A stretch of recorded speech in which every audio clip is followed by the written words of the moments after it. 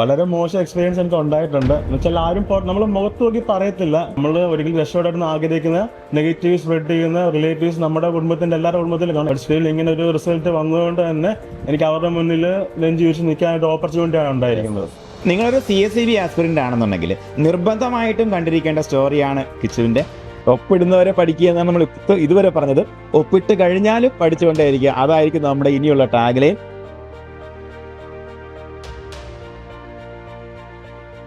നിങ്ങളൊരു CSEB aspirant ആണെന്നുണ്ടെങ്കിൽ നിർബന്ധമായിട്ടും കണ്ടിരിക്കേണ്ട സ്റ്റോറിയാണ് കിച്ചുവിന്റെ. അത് എന്തുകൊണ്ടാണെന്ന് എടുത്തു പറഞ്ഞാൽ ഏറ്റവും റീസെന്റ് ആയിട്ട് വന്നിരിക്കുന്ന റിസൾട്ട് തന്നെയാണ്.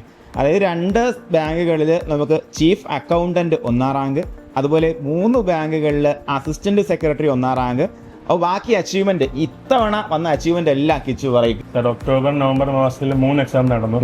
അല്ല, ഒക്ടോബറിൽ നടന്ന എക്സാമാണ് assistant secretary exam, chief accountant exam. അതിൽ 5 ബാങ്കിൽ 1ാം റാങ്ക് കിട്ടി. ക്ലറിക്കൽ പോസ്റ്റ് സ്പെഷ്യൽ ഗ്രേഡ് വന്നിട്ടുണ്ട്. അതിൽ 20+ ബാങ്കുകൾ ഞാൻ വെച്ചിട്ടുണ്ടായിരുന്നു. എല്ലാത്തിലും കട്ട് ഓഫിനെക്കാട്ടും മേളിൽ മാർക്കും ഉണ്ട്.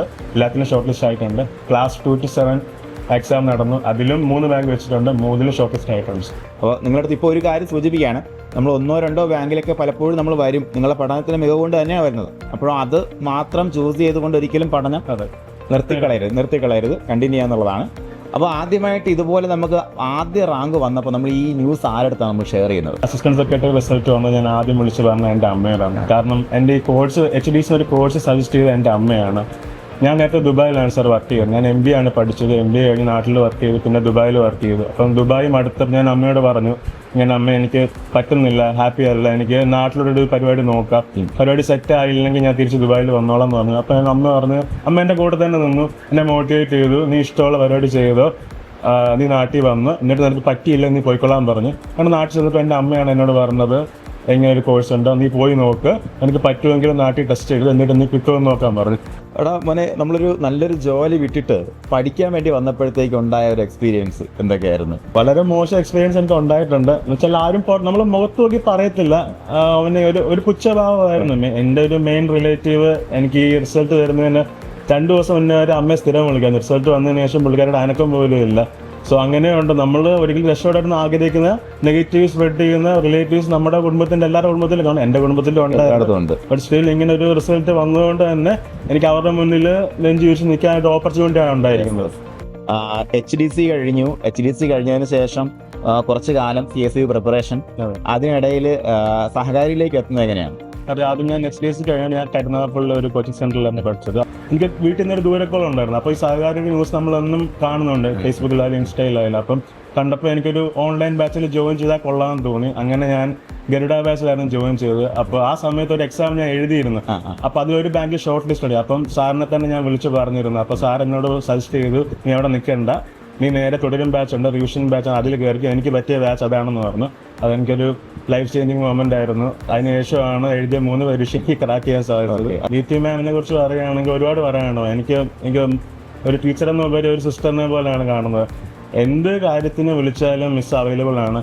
ഈ അസിസ്റ്റന്റ് സെക്രട്ടറി എക്സാമിന്റെ തൊട്ട് തലേന്ന് മിസ്സിന് ഒരു പേഴ്സണൽ കാര്യം ഉണ്ടായിരുന്നു. അത് മിസ് മാറ്റി വെച്ചിട്ടാണ് ക്ലാസ് എടുത്തത്. മിസ്സിന്റെ ഞാൻ ഇരുന്ന ക്ലാസ്സുകളിലെ one of the best class അന്നായിരുന്നു ഉണ്ടായിരുന്നു. ആ ഒരു ക്ലാസ്സിൽ നിന്ന് തന്നെ ഒരു 3 ക്വസ്റ്റ്യൻ എനിക്ക് പിറ്റേന്നത്തെ എക്സാമിന് ആൻസർ ചെയ്യാൻ പറ്റും. ഇങ്ങനെ ഒരു കോമ്പറ്റേറ്റീവ് എക്സാമിൽ ആ ഒരു 3 മാർക്കിന്റെ വാല്യൂ ഭയങ്കര വലുതാണ് സാർ. സോ ഈ ഒരു നിമിഷത്തിൽ ഞാൻ മിസ്സിന് അത്രയധികം നന്ദി പറയുന്നു.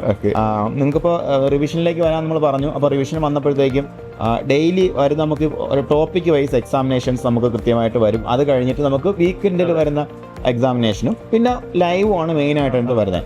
അപ്പോൾ അതിൽ ഏറ്റവും കൂടുതൽ നമ്മളെ ഒന്ന് മൂർച്ച കൂട്ടാൻ വേണ്ടി സഹായിച്ചത് എന്തായിരുന്നു? ഡെയിലി എക്സാം ആണ് സാർ. കാരണം നമുക്ക് മോഡൽ എക്സാം എന്നും ഉണ്ടായിരുന്നു. അപ്പോൾ എന്നും നമ്മളൊരു 100 ക്വസ്റ്റ്യൻ കാണുന്നുണ്ട്. 100 ക്വസ്റ്റ്യൻ നമ്മുടെ മുന്നിൽ വരുന്നുണ്ട്, പുതിയ 100 ക്വസ്റ്റ്യൻ ആണ്.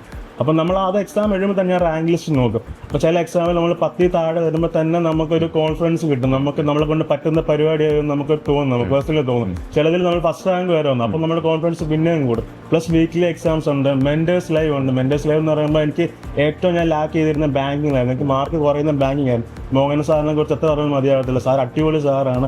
സാർ എന്ത് കാര്യം അപ്ഡേഷൻസ് ബാങ്കിങ് സെക്ടറിൽ വന്നാലും അതാത് ലൈവിൽ സാർ ഇത് പറയും. അതുകൊണ്ട് തന്നെ ബാങ്കിങ്ങിന്റെ മാർക്ക് കൂട്ടാനും എനിക്ക് സഹകരിക്കുന്ന ഒരുപാട് രീതിയിൽ ഹെൽപ്പ് ചെയ്തിട്ടുണ്ട് എനിക്ക്. അതുപോലെ നമുക്ക് ഇതുപോലെയുള്ള മത്സര പരീക്ഷയ്ക്ക് വേണ്ടി പ്രിപ്പയർ ചെയ്യുമ്പോൾ കിച്ചു നമുക്ക് എത്രത്തോളം സമയമാണ് കിച്ചു ഇതിനു വേണ്ടി സ്പെയർ ചെയ്യുന്നത്, അതുപോലെ അതിൻ്റെ ആ ഒരു ടൈം ടേബിളൊക്കെ എങ്ങനെയാണ് കിച്ചുവിൻ്റെ? എല്ലാ കുട്ടികൾക്കും അറിയാൻ ആഗ്രഹമുള്ള ചോദ്യമായിരിക്കും. സാർ ഡെയിലി ഞാനൊരു 8 മണിക്കൂർ പഠിക്കുമായിരുന്നു എല്ലാ ദിവസവും. എൻ്റെ ഒരു മൈൻഡ് സെറ്റ് എന്താണെന്ന് വെച്ചാൽ നമ്മൾ ആ ദിവസം പഠിച്ചില്ല എന്ന് പറഞ്ഞ് നമ്മൾ കിടക്കാൻ നേരം റിഗ്രറ്റ് ഉണ്ടാവരുത്. അതായിരുന്നു എൻ്റെ ഒരു മൈൻഡ് സെറ്റ്. ഞാൻ ഓരോ ദിവസവും ഒരു 2 സബ്ജക്റ്റ് 4 hours യൂസ് വെച്ച് പഠിക്കുന്നുണ്ടായിരുന്നു. പ്ലസ് ഞാൻ PYQ ഞാൻ ചെയ്യുന്നുണ്ട്. PYQ സഹകാരിയുടെ തന്നെയാണ് ഞാൻ വാങ്ങിച്ചത്, റാങ്ക് ഫയൽ. പ്ലസ് അല്ലാതെ നമ്മൾ ഡെയിലി എക്സാംസ് ഉണ്ട്, മോഡൽ എക്സാംസ് ഉണ്ട്, അതെല്ലാം ചെയ്യുന്നുണ്ടായിരുന്നു. അതാണ് എൻ്റെ ഒരു വിജയത്തിൻ്റെ രഹസ്യം എന്നാണ് ഞാൻ വിശ്വസിക്കുന്നത്. അപ്പോൾ അതുപോലെ എപ്പോഴും നമ്മൾ സഹകരണ മേഖലയിൽ പഠിക്കുന്ന കുട്ടികളുടെ പറയുന്നതാണ്, നിങ്ങളെ കാണുന്ന ലക്ഷ്യം കാണുന്ന അവിടെ എത്തുന്നവരെ ആദ്യത്തെ ഒപ്പിടുന്നവരെ പഠനം മുന്നോട്ട് കൊണ്ടുപോകുക എന്നുള്ള കാര്യത്തിൽ. അപ്പോൾ ഇത്രയും റാങ്കുകളിൽ വന്നിട്ടും ഇപ്പോഴും പഠിക്കുന്നുണ്ടോ? പഠിക്കുന്നുണ്ട് സാർ. ഞാൻ JCA നോക്കുന്നുണ്ട്, KS കാർഡ് നോക്കുന്നുണ്ട്, സഹകാരി തന്നെയാണ് നോക്കുന്നത്. നമുക്ക് ഓപ്പർച്യൂണിറ്റീസ് ഇഷ്ടം പോലെ ഉണ്ട്. നമ്മുടെ ഡ്രീം ജോബിൽ എത്തുന്നവരെ പഠിച്ചുകൊണ്ടിരിക്കുക എന്നുള്ളതാണ് ഏറ്റവും വലിയ കാര്യം. അപ്പോൾ ആദ്യത്തെ ഒപ്പിടുന്നവരെ പഠിക്കുക, ഒപ്പിട്ട് കഴിഞ്ഞാലും പഠിച്ചുകൊണ്ടേയിരിക്കുക. ഒപ്പിടുന്നവരെ പഠിക്കുക എന്നാണ് നമ്മൾ ഇതുവരെ പറഞ്ഞത്. ഒപ്പിട്ട് കഴിഞ്ഞാലും പഠിച്ചുകൊണ്ടേയിരിക്കുക, അതായിരിക്കും നമ്മുടെ ഇനിയുള്ള ടാഗിലെ. നമ്മുടെ ഉദ്യോഗാർത്ഥികൾ എല്ലാവരും അവസാന നിമിഷം വരെ കണ്ടുകൊണ്ടിരിക്കുകയായിരിക്കും. അവർക്ക് കൊടുക്കാനുള്ള മെസ്സേജ് എന്താണ് കിച്ചു? സാർ, ഒരിക്കലും ക്വിറ്റ് ചെയ്യാതിരിക്കുക എന്നുള്ളതാണ്. നമ്മളിപ്പോൾ ഇതിനു വേണ്ടി ഇറങ്ങി തിരിച്ചു. എന്നെ സംബന്ധിച്ച് എനിക്കൊരു 1 year മാത്രം ഞാൻ കണ്ടിന്യൂസ് പഠിച്ചിട്ടുണ്ട്. 1 yearന് മുന്നേ തന്നെ എനിക്ക് ക്രാക്ക് ചെയ്യാൻ പറ്റി. ഈ ഒരു CCD എക്സാം ക്രാക്ക് ചെയ്യാൻ എനിക്ക് പറ്റി. സോ ക്വിറ്റ് ചെയ്യാതിരിക്കുക എന്നുള്ളതാണ് ഏറ്റവും വലിയ കാര്യം. നമുക്കൊരു ദിവസം വരും, നമുക്ക് ആ ദിവസം ചുമ്മാ കാര്യത്തില്ല, നമ്മൾ അതിനുവേണ്ടി വർക്ക് ചെയ്യണം. സ്ട്രഗിൾ ഉണ്ടായിരിക്കും, നമ്മൾ അതിനെല്ലാം ഓവർകം ചെയ്യണം. നമ്മുടെ ഫുൾ ഫോക്കസ് ഇതിലായിരിക്കണം. നമുക്കൊരു സ്ട്രെസ് വരുത്താത്ത രീതിയിൽ തന്നെ നമുക്ക് പഠിച്ചെടുക്കാൻ സാധിക്കുന്ന ഒരു എക്സാമാണ് CCD എക്സാം. അതിനുള്ളതേ ഉള്ളൂ ശരിക്കും, അത്രേ ഉള്ളൂ. നമ്മളൊരു 6 months to 1 year ഇതിനു വേണ്ടി സ്പെൻഡ് ചെയ്യുകയാണെങ്കിൽ ഉറപ്പായിട്ട് എന്നെ കൊണ്ട് പറ്റിയെങ്കിൽ നിങ്ങൾക്ക് എല്ലാവർക്കും സാധിക്കും. ഓക്കെ, അപ്പോൾ എല്ലാ കൂട്ടുകാർക്കും വിജയാശം വരികയാണ്. കിച്ചുവിനോടൊപ്പം എല്ലാവരും വരുന്ന എക്സാംസ് എല്ലാം വളരെ ആത്മവിശ്വാസത്തോടെ എഴുതുക, വിജയിക്കുക. നമുക്ക് എല്ലാവർക്കും പറ്റുന്ന വേണ്ടുന്ന അത്രയും ഓപ്പർച്യൂണിറ്റി ഈ ഒരു സഹകരണ മേഖലയിലുണ്ട്. എല്ലാവർക്കും നന്ദി, താങ്ക് യു.